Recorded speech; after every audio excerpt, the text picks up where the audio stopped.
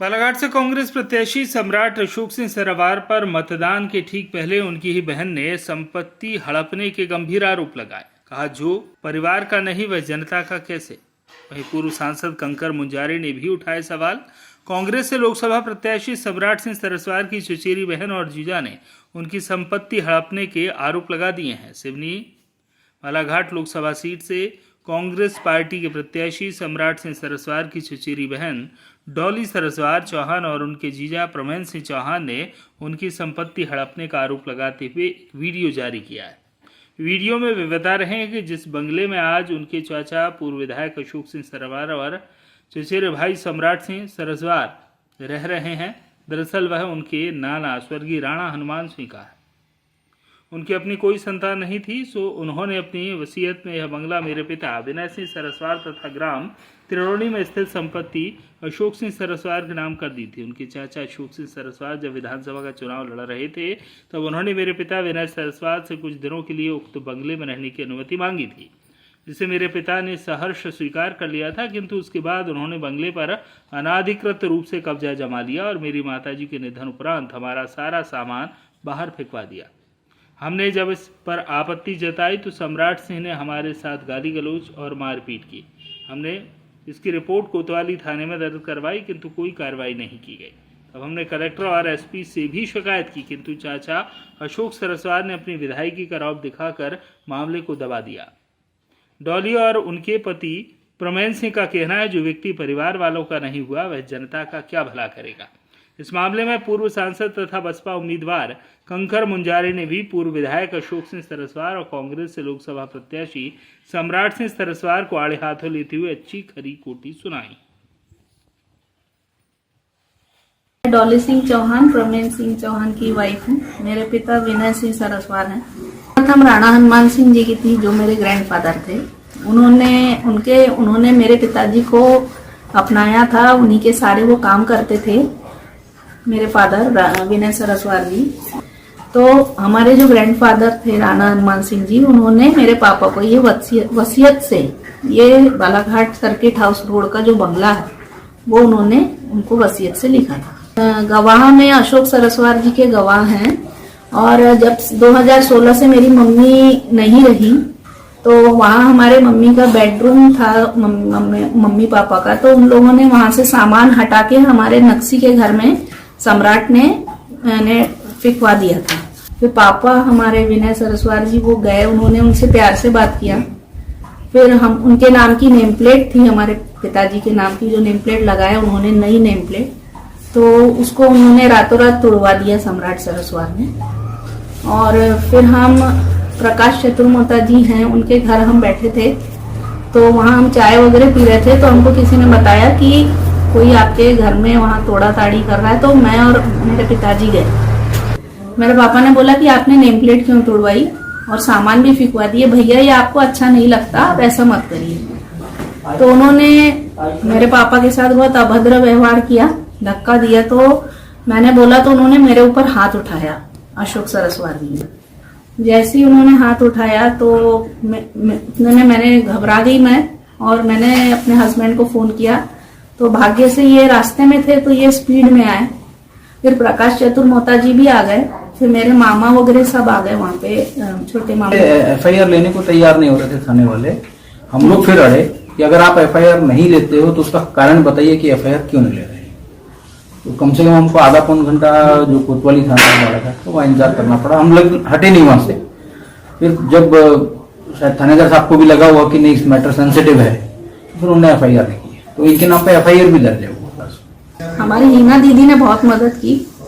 हीना दीदी ने हमको फोन किया कि दीदी मैं आपके साथ हूँ। फिर हम लोग आए वापस, फिर हमने कंप्लेंट करी। तो फिर उसके बाद में उसमें भी फिर कहानी दूसरी हो गई कि न्यूज़पेपर में आया तो हमने तो निकलवाया नहीं था भाई, थाने से अपने आप न्यूज फ्लैश हुई। और इतना मजबा जब जम गया था शाम के इंसिडेंट के बाद, हमारे ससुर साहब को फोन करके वो बोल रहे हैं कि तुमने अच्छा नहीं किया ये पेपर में निकलवा के। सम्राट हमको धमकी देने लग गया कि तुम लोगों ने हमारी एफआईआर न्यूज पेपर में कराए।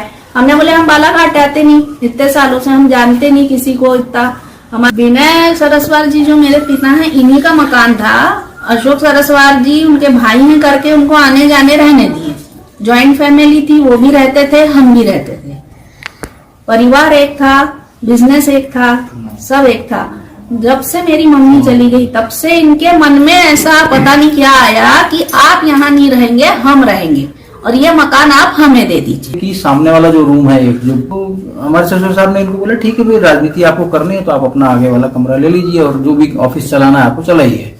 धीरे धीरे अब क्या हुआ कि जब ये लोग जॉइंट में ही बिजनेस में थे और कभी भी विनय सरस्वाल जी ने शायद कभी मन में भी नहीं सोचा हुआ कि मेरा बड़ा भाई मेरे साथ ये करेगा, तो एक जो कॉन्फिडेंस रहता है भाई का रिलेशन है भाई, तो उस हिसाब से इन लोगों ने आगे कैरी फॉरवर्ड कर देगा। लेकिन सामान पूरा जो उस बंगले के अंदर आज भी जो पलंग बिस्तर फर्नीचर जितना है वो सारा राणा साहब के टाइम का ही है, जो कि वसीयत के द्वारा इनको दिया गया था। वो सारा सामान आज भी वही है।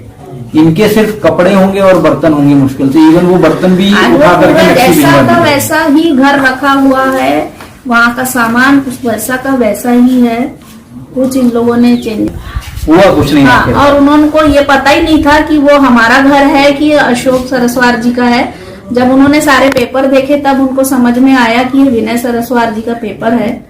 तो उन्होंने बोला कि ठीक है, हम जहाँ तक आपकी हो सके मदद करेंगे, बस उसके बाद तो कुछ नहीं।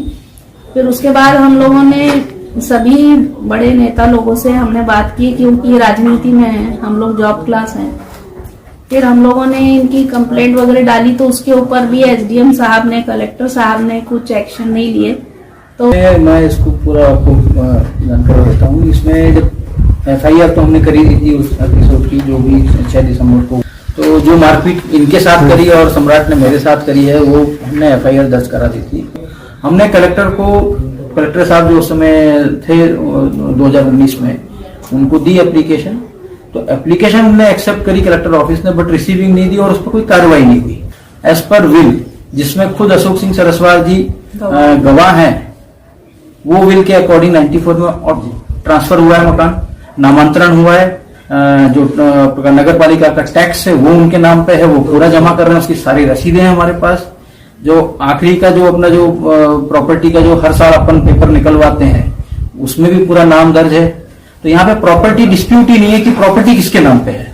सर, इन लोगों का सीधा ये है कि इनका सिर्फ हमको डोमिनेट करना, ये एक लड़की है और एक ये मेरा छोटा भाई है, ये दब जाएंगे करके वो दबा के हमको, यानी व्यवस्था करके इनने एक बार 2021 की बात है, अशोक सरस्वाल जी ने 2 गाड़ी भर के कुछ लोगों को भेजा, अपने फ्रेंड्स लोगों को। उनके कोई फ्रेंड्स आए थे, हमारे बीच वाले ताऊजी भी थे उन्हीं के साथ में। तो उन लोगों ने रात में आए उन लोगों ने हमारा घर वगैरह देखे और बैठे हमारे साथ और बोले कि तुम ये मकान हमको दो। तो हम मैं और मेरे पापा अकेले थे। फिर हमने फोन करके हमारे मामा जी को बुलाया कि मामा जी जल्दी आइए, क्योंकि 2 गाड़ी भर के लोग आए हैं। तो हमारे पापा से उन्होंने इस बात पे विवाद किया। तो उन्होंने बोला कि नहीं, मैं ये मकान तुम लोगों को देना नहीं चाहता। मैंने अशोक भैया को आने जाने रहने दिया। आज मैं भी रहता था, अशोक भैया भी रहते थे। आज अशोक भैया ने ऐसा मेरे साथ किए, मैंने सपने भी नहीं सोचा था। उनके हर बिजनेस में, उनके बच्चों के पालन पोषण में, उनके इलेक्शंस में, सब में मैंने का बहुत काम किया है और वो मेरा घर है, मैं तुम लोगों को देना नहीं चाहता। उस दौरान क्या राह चलते बोल नहीं सकते कि भाई मेरा पीछा क्यों कर रहा है? हमारे गाड़ी के पीछे किसी को भी लगा देते थे, वो हमारा पीछा करता था। हम तो किसी को जानते नहीं है, तो हमारे गाड़ी के पीछे वो पीछा कर रहे हैं, हम आगे जा रहे हैं, हम इधर जा रहे हैं तो वो उधर जा रहे हैं। ऐसे हमारे गाड़ियों का पीछा भी होता था सर। और सम्राट ने बोला भी था कि ज्यादा यहाँ आएगी तो इसको अच्छा नहीं होगा। तो कैमरे में हमने बोला सर कि कैमरे में जाके देखिए कि आपकी उन लोगों ने हमारे साथ क्या किया है। तो उन्होंने ये बोला कि ये सब झूठ बोल रही है, इसके पापा भी झूठ बोल रहे हैं, इसके हस्बैंड भी झूठ बोल रहे हैं। फिर मैंने बोला कि सर वहाँ कैमरे लगाए हैं, वहाँ कैमरे में आप जाके चेक करिए। स्टेट भाई घर की लड़की थी, हमने शादी कर दी, अब वो अपना देखे, अब ये प्रॉपर्टी तो हमारी जॉइंट की है, मतलब ये समाज को दिखाना चाहते हैं कि ये प्रॉपर्टी हमारे जॉइंट की है, तो हम आपस में निपट लेंगे। जो भतीजा अपने चाचा का नहीं हुआ, जो बड़ा भाई अपने छोटे भाई का नहीं हुआ, वो जनता का क्या होगा? आप इसी से समझ लीजिए, जो अपने परिवार का नहीं है वो परिवार के बाहर आम जनता का क्या होगा? देखिए, बहुत गलत काम किया है। ये अपनी भतीजी और सिस्टर, अशोक सरस्वाल की भतीजी है वो, और सम्राट की सिस्टर बहन है। उनका जो घर, वो जो बंगला जहाँ से भी वो रह रहे हैं, जहाँ पे मेरे घर के सामने, वो बंगला दरअसल जो है विनय सरस्वार का, इनके छोटे भाई का। इनके नाना जो थे राणा हनुमान सिंह, उनके तो कोई संतान नहीं थी, तो इसलिए इन्होंने वो बंटवारा कर दिया था कि भाई दोनों के बीच में। सरस्वार को दिया तिरुड़ी की प्रॉपर्टी, इनको विनय को दे दिया यहाँ का घर। तो जब ये पहली बार चुनाव लड़ने आया तो इन्होंने बोला कि भाई मैं चुनाव लड़ रहा हूँ बालाघाट विधानसभा से, तो मेरे को यहाँ चुनाव लड़ने के लिए घर चाहिए। उन्होंने कहा दे दो, ले लो आप। बस जब से उन्हें पकड़ा, कब्जा किया है, तो नहीं छोड़ रहे थे। तो वो गए बताने, उनके भाई बोलने गए, उनके भाई भी गए, उनके दामाद भी गए, उनकी पुत्री भी गई, डाली सिंह, और उनके दामाद का नाम है प्रमन सिंह।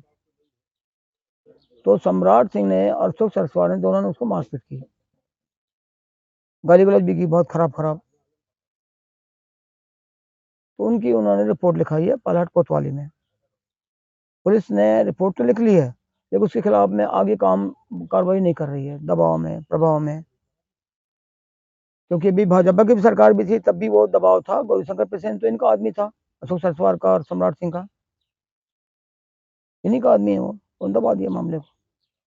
सम्राट सिंह तो रोज जा करके गौरीशंकर प्रसेन के पांव पड़ता था, ठेका करते थे। तो डेंजरेज को जो ठेका है रोड का, वो ठेका 13 करोड़ का था, लेकिन गौरीशंकर की उसमें पार्टनरशिप थी। ठेका इनका, लेकिन पार्टनरशिप, तो रोज जाते थे वो।